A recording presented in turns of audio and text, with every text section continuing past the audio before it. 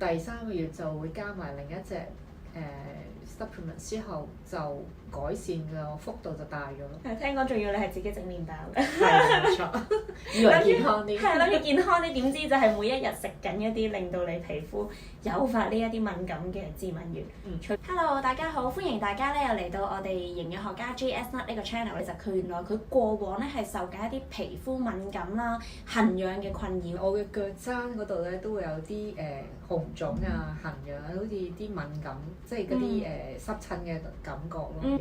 幾日就會爆一次咁樣咯，就非常之痕嘅。要令到佢即係可能要流一啲水出嚟啊，咁先至會治到痕，或者係仲要係連續幾日咁樣，都有成7-8年咯。係要搽啲止痕膏就處理咗佢，但係佢就會不斷咁發生屍膏即係嗰啲益生菌啦。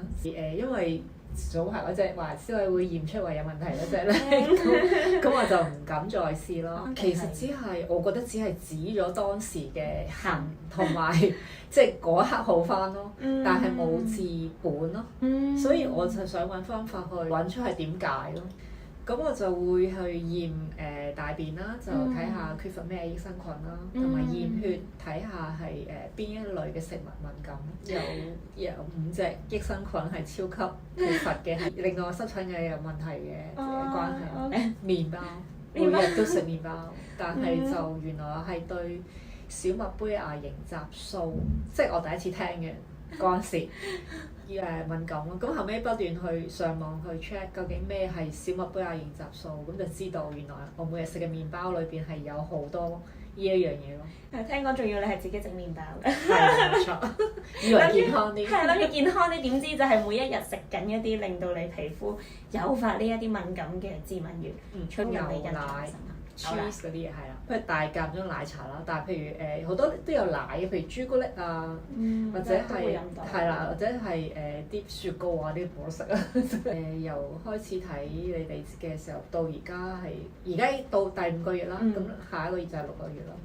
第3個月就會加埋另一隻supplement 之後就改善嘅幅度就大咗咯。之前即係未食開始嗰隻 supplement 咧，就係成日都有爆發，即係不斷咁爆發。啱啱上個月開始咧，我就會發覺係爆嘅程度係已經係減少咗好多，即係可能個頻率係啦，以前係差唔多隔幾日就即係好完就爆，好完又爆。